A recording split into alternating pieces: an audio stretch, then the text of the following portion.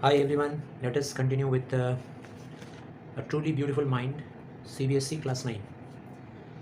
So we have already completed the first 3 pages.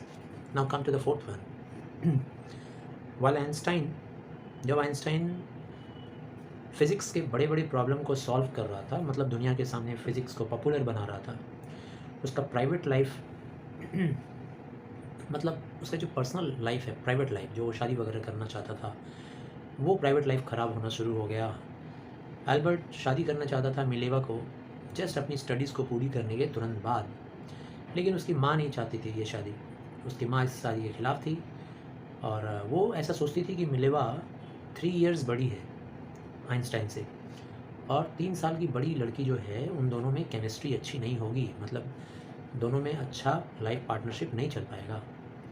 और उसकी mummy को इस बात की भी परेशानी थी कि मिलेवा का जो इंटेलिजेंस है वो हो सकता है उस लेवल का ना हो समझदारी में या फिर अपने एम्बिशन को पाने में। She is a book like you. वो चाहती थी, आइंस्टाइन की मम्मी चाहती थी कि मेरे बेटे के लिए कोई घरेलू औरत मिले। कहती थी कि बेटा वो लड़की जो है वो भी तुम्हारी तरह किताब है, बस सिर्फ पढ़ी पढ़ी पढ़ी पढ़ी पढ़ाई पढ़ाई, बस यही सब उसका काम है। तो उसकी मम्मी इस शादी के खिलाफ़ थी, लेकिन आइंस्टाइन ने इस शादी को थोड़ा सा दूर रखा, वेडिंग को थोड़ा सा टाला, ऑफ किया। फाइनली जा कर के उन लोगों की शादी हुई। 1903 में उन लोगों की शादी हो गई। शादी के बाद उनके 2 बेटे हुए, लेकिन शादी के कुछ साल के बाद उनका शादी टूट गया, क्योंकि मिलेवा धीरे धीरे अपना इंटेलेक्चुअल एम्बिशन खोने लगी थी। मतलब अब वो बुद्धिमानी में बहुत ज़्यादा इंटरेस्ट नहीं लेती थी, फिज़िक्स में बहुत ज़्यादा इंटरेस्ट नहीं लेती थी। और आइंस्टाइन जो था वो ऐसे इंसान को ही पसंद करता था जो बहुत ही बुद्धिमान हो, जो बहुत ही पढ़ाई लिखाई में तेज़ तर्रार हो। तो अब इन लोगों में कहा सुनी शुरू हो गया, झगड़े शुरू हो गए और लगातार फाइटिंग होती थी और इनका शादी अनहैप्पी हो गया। कुछ सालों के बाद इनका डिवोर्स हो गया 1919 में। आइंस्टाइन ने फिर अपनी एक कज़न, उसके कज़न का नाम था एल्सा, उस कज़न से शादी कर लिया सेम ईयर में। सेम ईयर मतलब जिस साल डिवोर्स किया उसी साल एल्सा से उसने विवाह कर लिया।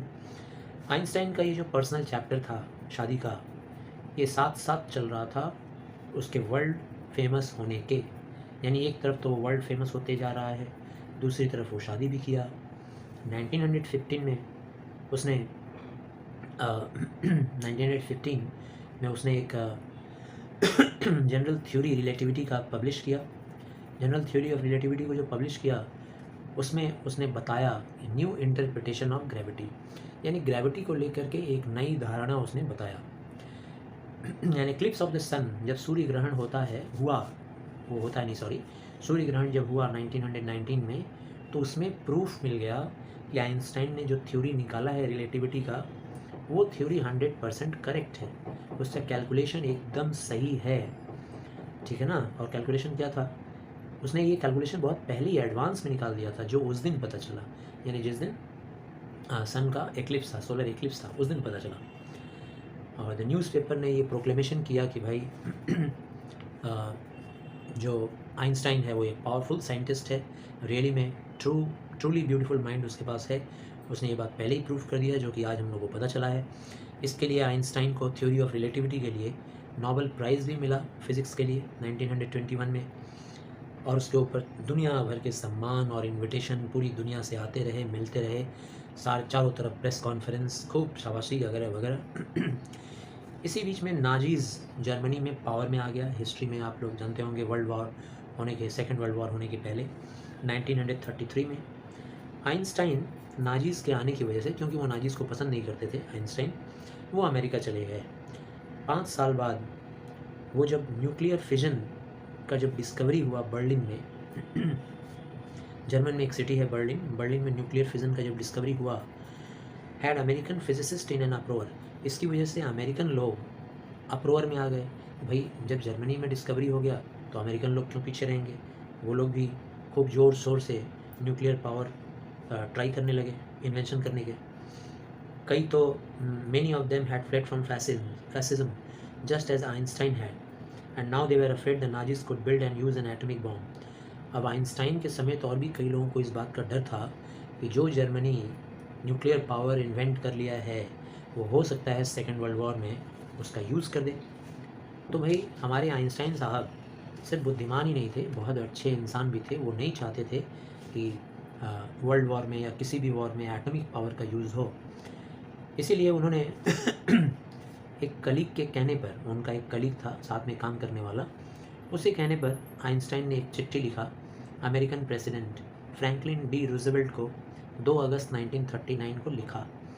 इस चिट्ठी में आइंस्टाइन ने वार्निंग दिया अमेरिकन प्रेसिडेंट को कि अगर आपने ऐसा बॉम्ब इस्तेमाल किया फ्यूचर में, तो आप जानते हैं कि एक बंदरगाह पे या एक पोर्ट पे अगर आप ये बॉम्ब गिराते हैं तो इससे वो पूरा का पूरा पोर्ट डिस्ट्रॉय हो जाएगा और आसपास के टेरिटरी भी डिस्ट्रॉय हो जाएंगे। उसके वर्ड्स ने अमेरिकन प्रेसिडेंट के ऊपर असर डाला। अमेरिकन प्रेसिडेंट दुनिया को दिखाने के लिए ऐसा दिखाने लगे कि हम कोई ऐसा इन्वेंशन नहीं कर रहे हैं, लेकिन वो अमेरिकन प्रेसिडेंट अंदर ही अंदर ऑर्डर दे चुके थे कि एटॉमिक बॉम्ब का इन्वेंशन करो, और इसलिए उनके ऑर्डर पर अमेरिकन लोगों ने एटॉमिक बॉम्ब का इन्वेंशन कर डाला सीक्रेटली, सीक्रेट प्रोजेक्ट। आइंस्टाइन के समझाने पर ऊपर से दिखाने लगे कि नहीं कर रहे हैं।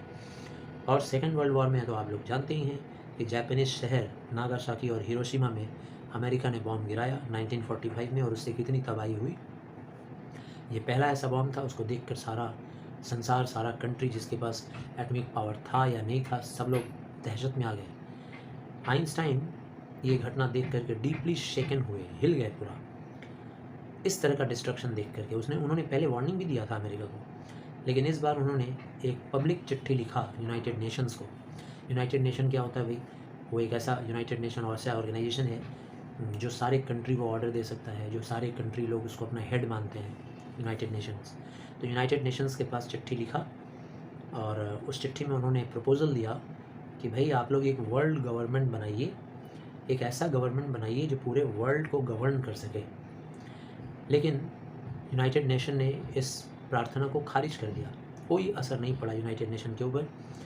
जैसे अभी हाल ही में आप लोग देखे होंगे यूक्रेन का और रसिया का जो लड़ाई चल रहा है, तो जो यूक्रेन के प्राइम मिनिस्टर हैं वो बार बार यूनाइटेड नेशन के पास मदद मांगने जाते हैं, लेकिन यूनाइटेड नेशन भी कुछ कर नहीं पा रहा है। क्यों? हमारे पास, मतलब यूनाइटेड नेशन के पास कोई ऐसा वर्ल्ड गवर्नमेंट नहीं है, ऐसा कोई गवर्निंग बॉडी नहीं है जिससे कि वो ऑर्डर दे सके रसिया को कि भाई आप लड़ाई रोक दीजिए। और फिर जब नहीं माना यूनाइटेड नेशन, ऐसा कोई वर्ल्ड गवर्नमेंट नहीं तैयार किया, तो अगले डेकेड में आइंस्टाइन ने अपना ज़्यादा इन्वॉल्वमेंट पॉलिटिक्स में किया, ताकि जब वो राजनेता बन जाएंगे तो कुछ कर पाएंगे, कुछ ऑर्डर दे पाएंगे, और पूरी दुनिया से आर्म्स और एम्यूनिशंस यानी हथियार को बंद करवाने के लिए या उसको ना तैयार किया जाए, इसके लिए वो जहाँ तहाँ कैंपेन करते रहे, लोगों के बीच में भाषण देते रहे, ताकि पीस आए, ताकि डेमोक्रेसी आए, ताकि संसार में एक डेमोक्रेसी आ जाए, प्रजातंत्र आ जाए, सब लोगों के कहने पर राजा बने यानी प्राइम मिनिस्टर बने।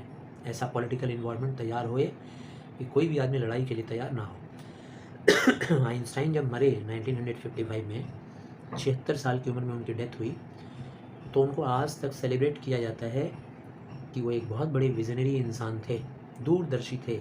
विजनरी मतलब दूरदर्शी, और वो एक वर्ल्ड सिटीजन थे। वर्ल्ड सिटीजन मतलब वो संसार के नागरिक थे, किसी देश के नागरिक नहीं, पूरे संसार के नागरिक, पूरी ह्यूमैनिटी को अपना भाई बहन मानने वाले, पूरी ह्यूमैनिटी के दुख दर्द को समझने वाले, उनके आतंक को समझने वाले।